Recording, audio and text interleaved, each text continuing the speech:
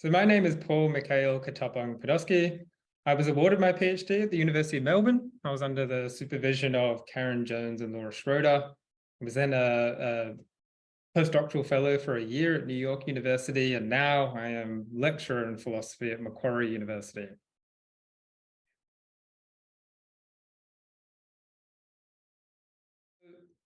Philosophy's had a rather strange place in my life because in one sense it's kind of always been there. And I suppose in a more formal way of thinking, I came to it rather late. And so the reason why I say this is because my father, who's Dr. Michael Podosky, he was a philosopher once upon a time at Monash University and Swinburne University when Swinburne had a philosophy department in the 80s, so which they no longer have. So he also did his PhD at Monash under Lloyd Humberston and Aubrey Townsend, and to some extent, Frank Jackson. And so it was a kind of extraordinary place at the time. And the way my dad talks about it was a rather extraordinary place. Peter Singer was doing his seminal work on, I think, in animal liberation and practical ethics. Michael Smith was also completing his graduate studies. I think there was also a story where my dad said he was walking down the Queen Victoria Market and then he ran into Michael Smith and Michael Smith picked me up and kissed me on the forehead and put me back in my pram. So philosophy's kind of always been both sort of ideas and the people involved. There's kind of big figures in Australasian philosophy have always sort of been in my life.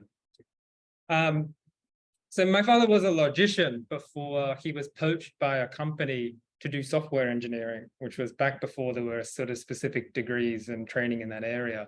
So he left philosophy just as I was born. But it obviously had a very profound impact on him because he never lost his philosophical edge or his dispositions to sort of like, to analysis and fine-grained distinctions and all that sort of stuff. And I think that really rubbed off on me, although I didn't know what my father was doing, was teaching me philosophy, and he never said it in those words. And so it was only until I reached university and I was doing a vocational degree at RMIT that I was made to do a course on the major figures in sort of the Western philosophical tradition. And so we were assigned a task to sort of critically reflect on Kant's What is the Enlightenment? And I had no idea what to say because I didn't really know what this text was all about. So I was desperate and I went to my dad, not really knowing what he did in his past. And I said, do you know anything about this Immanuel Kant fellow? And my dad said, yeah, of course. Don't you know that I was a philosopher in my past?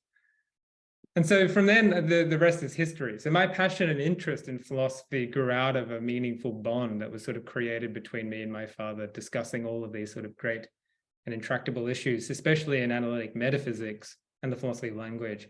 So I moved to Monash University then to study philosophy.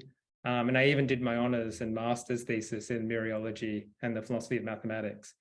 So I fell in love with problems and distinctions and arguments. But I think most strongly, I think I became like deeply infatuated with the historical prestige of philosophy, which is, I learned over time that was probably something worth lamenting rather than celebrating completely, due to all sorts of inequalities that make it sort of tremendously difficult for people, even like me, a person of color, from succeeding in the academy. So this motivated my social turn in my philosophical interests, where I became sort of less concerned with abstract issues in sort of analytic metaphysics and more passionate about race and gender and animal ethics. And then this passion's kind of been sustained by the most like wonderful, insightful people that I've had a great privilege of being able to work under and with. And this includes Karen Jones and Laura Schroeder. What are your thoughts on that? Yeah, I often ask, prominent figures in the field at the moment of what they think of the social turn in analytic philosophy and whether or not they think it's here to stay. I certainly think it's here to stay. I mean, when you get major figures like people, Sally Haslanger, professor of MIT, doing the kind of work that she's doing, where she had a kind of similar story where she came out of analytic metaphysics, realized there was a lot of social justice stuff that was sort of not being spoken about, and now had, introduced her kind of ameliorative analyses of race and gender, which kickstarted a whole new kind of field of inquiry.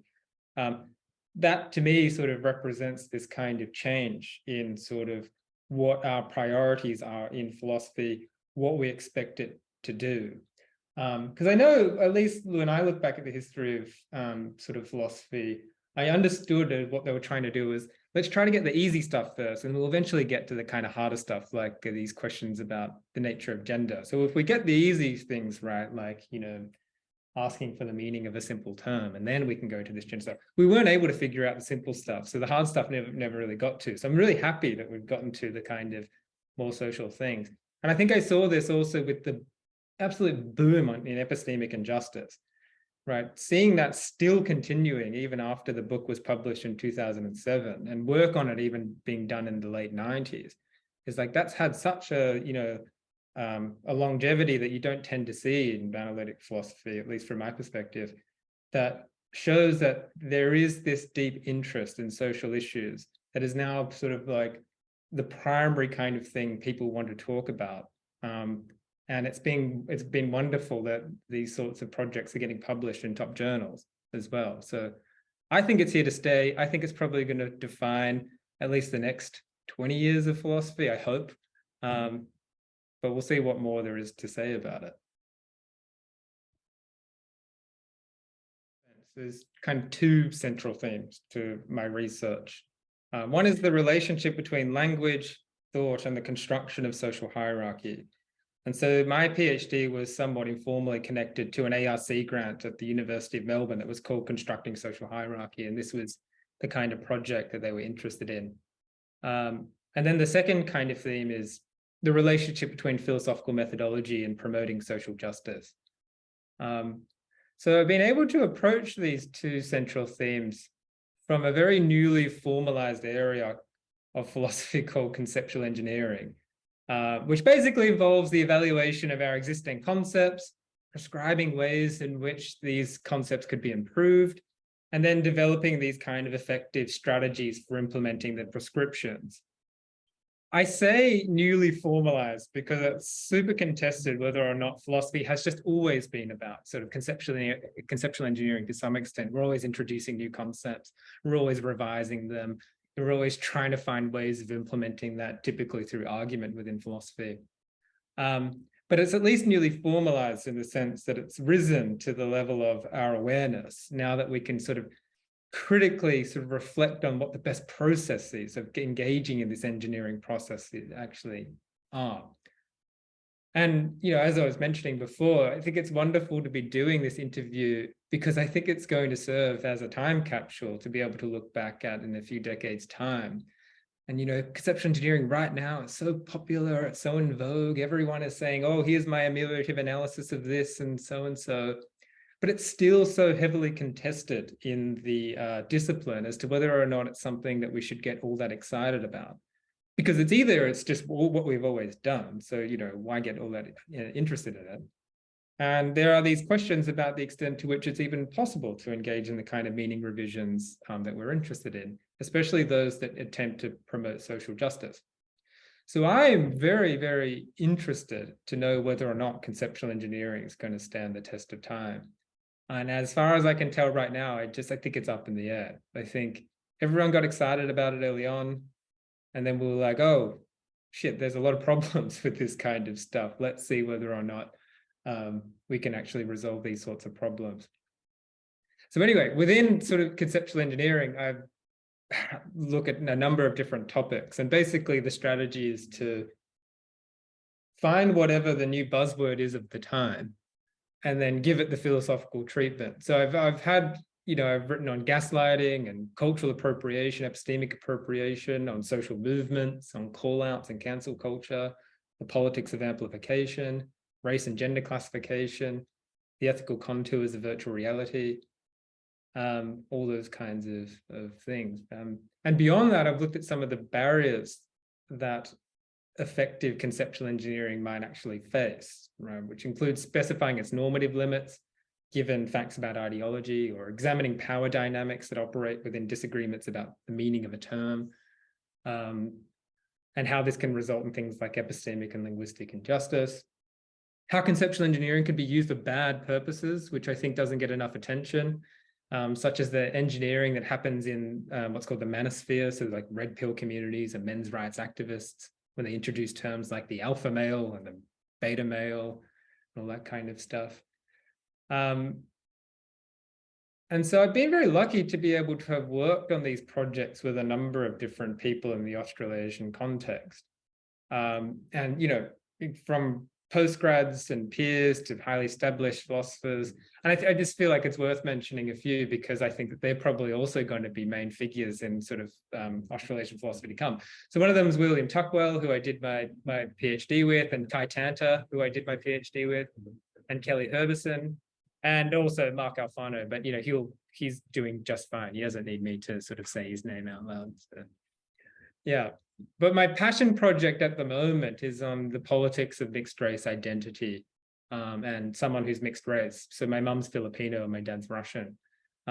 It's a very sort of tremendously important project to me. And the reason why is because it's common for mixed race people to experience a sense of liminality, right? Existing within this space of belonging and unbelonging or non-belonging. And you know, it's hard to make sense of oneself as just one kind of thing, which I think is assumed by our dominant, at least Western racial classification system. You have to fit neatly into one of these boxes. But when you're mixed race, it's extremely hard to know which box actually fits you. And it's going to vary across context depending on how you're perceived. So my work is looking at the extent to which the introduction of new mixed race categories, ones that are more fine-grained, and have the ability to capture more accurately the experiences of, you know, different mixed race combinations, whether or not that would actually promote social justice and flourishing for mixed race people. So it's actually is a conceptual engineering project in the sense that it's asking whether our existing stock of racial concepts is actually enough, whether or not we should expand it, which is in contrast to the usual strategy of trying to eliminate race talk. My project is saying, not only should we keep race talk, there's probably a question about whether or not we should expand it and make it much more fine-grained and interesting. I don't offer a definitive answer on that, as a lot of philosophers do. You know, I think we tend to avoid answers, which is probably a good thing. But anyway, I don't land on a definitive answer because the politics of mixed race identity is deeply contentious given historical facts about its role in debasing solidarity with marginalized groups and establishing a more fine-grained racial stratification hierarchy or stratified hierarchy. So my answer is extremely contextual. It's like, only introduce a new mixed race category insofar as one has most reason to believe that doing so would actually promote social justice without entrenching racial hierarchy. But in the absence of those reasons, I argue that, that steps should be taken to create the environmental conditions that would make appropriate or permissible to introduce new mixed race categories, right? Exactly what's involved in creating those conditions, I have no idea just yet, but that's the project. Yeah. So my position now on conceptual engineering has changed from what it used to be. I used to think that its emancipatory and liberatory potential existed within philosophers, which is probably a bit arrogant to say. But then I realized, no, philosophers aren't the ones that should be recommending sort of these changes to our existing racial and gender classification systems. We've got to recognize ourselves as a part of communities. We can do the work to make suggestions about how communities might go about establishing for themselves a new set of ways of thinking and speaking, but we have to recognize ourselves as a part of the process of that. And the stakeholders of conceptual change, they're the ones that should be making the most kind of suggestions and recommendations for how to actually bring about these sorts of changes and all that sort of stuff. So the project is not so much introducing new mixed race categories, it's basically offering a blueprint for ways in which we could create categories that would promote justice so that communities who are the stakeholders of conceptual change can actually take it upon themselves to ask the question, would we be better off with new racial concepts? Would we be better off having different ways of thinking and speaking about ourselves? And then they can do work like to petition the government to say, hey, on the next census, can you chuck this category on there because it's going to do a much better job of changing people's overall thinking about my identity and my racial category. So I'm very community first in my approach to conceptual engineering, whereas I think the general disposition has been to be philosophers first, and then just kind of we're like, oh, here's a good concept, and throw it out into the public and say, now you know, use it. Whereas I want to resist that and say, we're only one perspective on the world. And in fact, our perspective is quite weird. So let's recognize our part in all of this, in this big process of conceptual change, and give power to communities to actually make the changes themselves.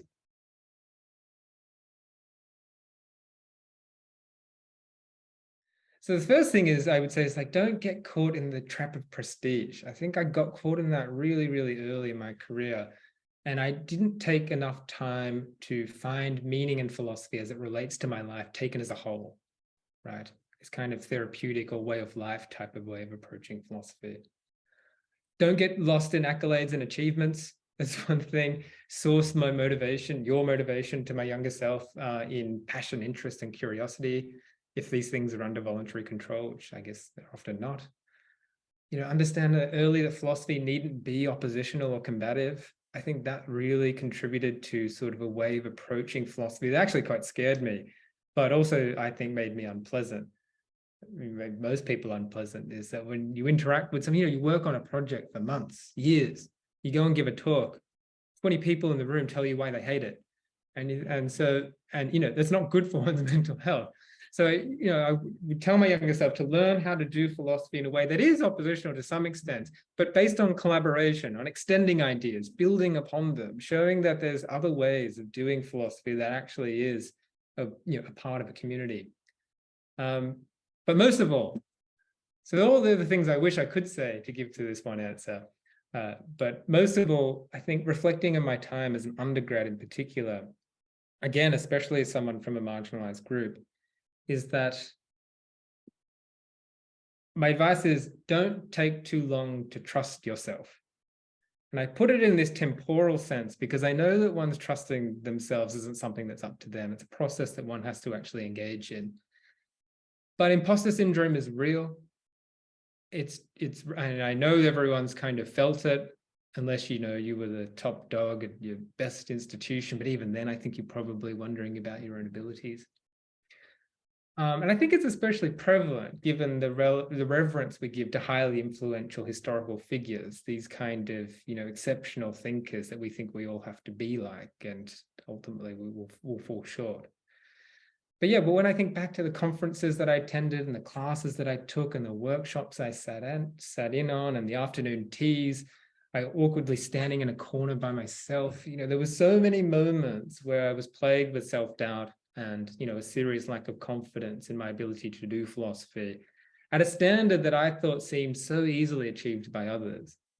And so I think that stopped me from having conversations that would have enriched my philosophical outlook on the world and expand my understanding of what it means to be a philosopher. And so I think there were just plenty of missed opportunities. So I suppose I would look at my younger self in the eye and, declare, you have something important to say, so just say it. And I can imagine many young philosophers have felt this way and probably still do, and I know I do.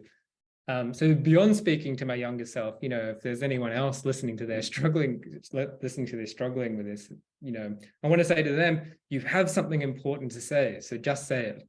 And at the very least, I'll be listening.